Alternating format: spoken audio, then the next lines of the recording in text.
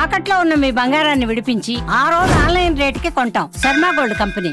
నమస్కారం, welcome to Suman TV. నేను గీతాంజలి. ప్రస్తుతం మనతో పాటు ప్రముఖ ఆధ్యాత్మికవేత్త, భారతీయ శంకరపీఠం వ్యవస్థాపకులు, బ్రహ్మశ్రీ అన్నవరపు తిరుపతిమూర్తి అవధాని గురువు గారు ఉన్నారు. వారితో మాట్లాడదాం. గురుగారు నమస్కారం అండి. ఓం శ్రీ మహాగణాధిపతయే నమః. జై హనుమాన్, జై శ్రీరామ్. గురుగారు, మే 22వ తారీఖు హనుమత్ జయంతి చాలా వైభవంగా జరుగుతాయి. ప్రత్యేకించి ప్రాంతాల వారీగా చూసుకుంటే ఆంధ్ర ప్రాంతం అంతా కూడా చాలా బాగా చేస్తారండి, ఇటు తెలంగాణలో కూడా. కానీ తెలంగాణలో మనకి చైత్ర పౌర్ణమికి నిర్వహించేశారు, చాలా ఘనంగా చేశారు. ఇక్కడ కూడా చూసాం వివిధ ఆలయాల్లో, క్షేత్రాల్లో. మరి అసలు ఆ రోజు ఇంకా ప్రత్యేకత ఏంటి, విశిష్టత? చాలా మంది ఇంట్లో ఏమైనా చిన్నగా మేము పూజ చేసుకోవచ్చా, ఏవైనా లేదు ఖచ్చితంగా మందిరానికి వెళ్ళే చేసుకోవాలని కొంతమంది అడుగుతున్నారు. హనుమత్ జయంతిని అసలు ఎలా జరుపుకోవాలి? హనుమానంజనాసూను వాయుపుత్రో మహాబలః రామేష్ఠః ఫల్గుణస్సఖా పింగాక్షోమిత విక్రమః అనే శ్లోకాలు కూడా స్వయంవరి మనకు ఉన్నాయి. అవును, ఉదధిక్రమణశ్చేవ, చాలా బ్రహ్మాండం. అంటే ఆయన్ని తలుచుకుంటే చాలు, శోకం అనేటువంటిది ఉండదు అనేటువంటిది ఉన్నది. పంపా తీరే హనుమతా శంకతో వానరేనః అనుకుంటూ సర్వకాల సర్వావస్థలయందు త్వమస్మిన్ కార్య నిర్యోగే ప్రమాణం హరిసత్తమ హనుమాను యత్నమాస్తాయ దుఃఖ క్షయకరో భవ. ఒక శ్లోకం అందరికీ నోరు తిరుగుతూ చదువుకోవడానికి వీలుగా ఉండేది. అవగాహన ఉండి చేయగలిగిన వారు హనుమాన్ చాలీసా పారాయణ చేస్తారు. కొన్ని ఆంజనేయ స్వామి వారి దేవాలయంలో 108 సార్లు హనుమాన్ చాలీసా పారాయణ అని చెప్పి చేస్తూ వస్తారు. ఎవరు దాకు దేనికి? 10 రోజుల క్రితం ఈ యుద్ధ వాతావరణం గురించి మనం హనుమాన్ చాలీసా పారాయణ చెయ్యండి అని ఒక్క పిలుపుకి మనకి ఇటు భాగ్యనగరానికి కావచ్చు, ఏదైనా ప్రమాదం పొంచి ఉంది, మనకు శక్తి కావాలి, శక్తి మనకు ఉత్పన్నం కావాలి అంటే హనుమాన్ చాలీసా పారాయణ చేయండి అంటే 28.5 లక్షల సార్లు పారాయణ చేశారు చాలామంది. యుద్ధంలో మనకు 2 రోజులలోనే ఖచ్చితంగా పారాయణ మొదలుపెట్టి 48 గంటలలో యుద్ధ విరామం అనేటువంటిది మనం చూశాము. అంటే ఎవరికి వారు వాళ్ళ ఇళ్లలో కూర్చొని చేశారమ్మా. అంత 28.5 లక్షల సార్లు హనుమాన్ చాలీసా పారాయణ చేస్తే అంత పెద్ద యుద్ధమే విరామం వచ్చింది అంటే దేశంలో మన రాష్ట్రం, మన రాష్ట్రంలో మన గ్రామం, మన గ్రామంలో మన వీధి, మన వీధిలో మన బజారు, మన బజారులో మన ఇల్లు, ఆ ఇంట్లో మనం ఎంత, మన కష్టం ఎంత తీరకపోవడానికి మనం ఎంత, మన కష్టం ఎంత. త్వమస్మిన్ కార్య నిర్యోగే ప్రమాణం హరిసత్తమ హనుమాను యత్నమాస్తాయ దుఃఖ క్షయకరో భవ. ఒక్క శ్లోకం చాలమ్మా. ఇది సామాన్యమైన మానవుని కూడా ప్రశాంతతకి, అతనికి ఎలాంటి ఇబ్బందులు లేకుండా శాంతి పర్వం అన్నట్టుగా అతని జీవితం ప్రశాంతమైన రీతిలో వెళ్ళడానికి ఆ ఒక్క శ్లోకం కాపాడుతుంది. ఇంకా నేను హనుమాన్ చాలీసా పారాయణ చేసుకుంటా అంటే అది వేరు, సుందరకాండ పారాయణ చేయించుకోవడం విశేషం.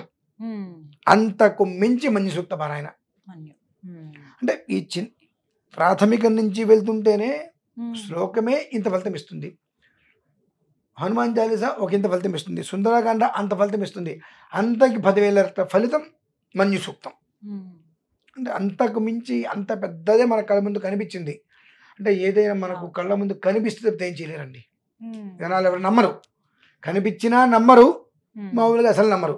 కనుక ప్రతి ఒక్కరూ దుఃఖం అనేటువంటిది ఏ రకంగా ఉన్నా చిన్న ఆంజనేయ స్వామి ఫోటో పెట్టుకొని పూలదండ, సింధూరమైన వేసి, తమలపాకుల దండ ఎందుకు వేయాలి? 2 సింధూరం అనడానికి ఎందుకు ఇష్టం? మనకెందుకు అన్నీ అందరు సింధూరం పూసారు, మనం కూడా సింధూరం పూసేయాలి అంతే. తమలపాకుల దండ అంటే ఎందుకు ఇష్టం అంటే మాకు సంబంధం లేదు, అందరు వేశారు కూడా మేము వేసేయాలి. ఓకే, కారణం తెలిస్తే నువ్వు చేసేదానికి నీకు ఫలితం వస్తుందండి. రామలక్ష్మణుల్ని ఆంజనేయ స్వామి వారు భుజాల మీద ఎక్కించుకొని యుద్ధం చేస్తుంటారండి. అంటే రావణాసుడేమో కామరూపుడు, మాయమవుతుంటాడు, వస్తూ ఉంటాడు. రాముడు వారేమో అలా చేయట్లా, ఇంత ఉన్నారు రాముడు వారు. రావణాసుడు అక్కడెక్కడో ఉన్నాడు. ఎట్లా మరి కుదరట్లా వ్యత్యాసం. అప్పుడు ఆంజనేయ స్వామి వారు ఇటు రాముడి వారిని ఇటు లక్ష్మణుల వారిని ఎక్కించుకొని గంగనదనంలోకి వెళ్తూ తిరుగుతూ ఉంటాడు. ఆ తిరుగుతున్నప్పుడు ఆ రావణాసుడికి ధీటుగా రాముడు అర్థం చేస్తుంటే మిగిలిన వాళ్ళు వేసిన బాణాలన్నీ కూడా ఆంజనేయ స్వామి వారికి శరీరం మొత్తం తగిలి గాయమవుతుందండి. గాయమయ్యే రక్తం చింది ఎర్రగా సింధూరంలాగా అంటే ఎర్రగా రక్తం మొత్తం వచ్చేసినప్పుడు అరుణకాంతి అంటారు. సూర్యాస్తం అయ్యే సమయంలో ఆ సూర్యకాంతి కూడా పూర్తిగా ఆయన మీదకి వచ్చేటప్పటికి సింధూరం రంగులో ఆయన అయిపోయాడు. ఆ సింధూరం రంగును చూసినటువంటి రాక్షసులందరూ కూడా భయభ్రాంతులకు గురయ్యారు. ఆ రూపం ఎవరిది అని చెప్పి. అప్పటి వరకు చూడలా, ఎర్రటి రక్తం మాత్రమే ఉంది. ఆ సూర్యకాంతి కిరణాలు, అస్తమించే సూర్య యొక్క కిరణాలు స్వామివారి మీద, ఆంజనేయ స్వామి వారి మీద అతి దగ్గరగా పడటం వలన ఆ రక్తం మొత్తం కూడా సింధూరం కాంతికి అయిపోయి ఆయన ఒక రకమైనటువంటి వర్ణంలో కనిపించేటప్పటికీ ఆ కింద ఉన్నటువంటి రాక్షసులందరూ కూడా భయం వేసి ఎక్కడికి వాళ్ళు అక్కడికి పారిపోయారండి. అది చూసి ఆంజనేయ స్వామి సంతోషపడ్డాడు. అంత గాయం అవుతుంది. ఎందువలన నా రాముడికి నా లక్ష్మణుడికి ఎలాంటి గాయము తగల్లా. వాళ్ళని ఎవరూ చికాకు పరచకుండా ఆ సూర్యనారాయణ స్వామి వారి యొక్క కిరణాల నుంచి నా శరీరం అనేటువంటిది మొత్తం కూడా ఆ సింధూర వర్ణం అయిపోతే ఆ రక్తవర్ణాన్ని కాస్త సింధూర వర్ణంలో చూసినటువంటి రాక్షసులందరూ కూడా భయపడి పారిపోయారు. అంటే ఇక నా రాముడి మీద ఎవరు బాణం వేయలేరు అని సంతోషపడ్డాడు ఆయన. ఆ సంతోషం కారణం ఇదే కదా అని ఆనందపడ్డాడు కనుక సింధూరం. అలాగే మరి తమలపాకుల మాల అడవిలో ఏం దొరుకుతాయండి? సీతమ్మవారిని నా ఫలానా చోట సీతమ్మవారు ఉన్నది అని చెప్పి తెలుసుకొని త్వమస్మిన్ కార్య నిర్యోగైన శ్లోకం లంక నుంచే వచ్చిందండి మనకు, సీతమ్మవారి నుంచి. సీతమ్మవారి జాడ కనుక్కొని ఇక్కడికి వచ్చిన తర్వాత అప్పుడు ఈ వానరులందరూ కూడా విజయాన్ని ఏ రకంగా సెలబ్రేషన్ చేసుకోవాలో, ఏ రకమైనటువంటి విజయోత్సవాన్ని నడుపుకోవాలో వాళ్ళకి అర్థం కాక, ఆంజనేయ స్వామికి బహుమతులు ఏమి వాళ్ళు అర్థం కాక అన్ని చూస్తే ఎటు చూసిన తీగలవే ఉన్నాయి. ఆ తమలపాకులు తీగలు మొత్తం తీసుకొచ్చారు.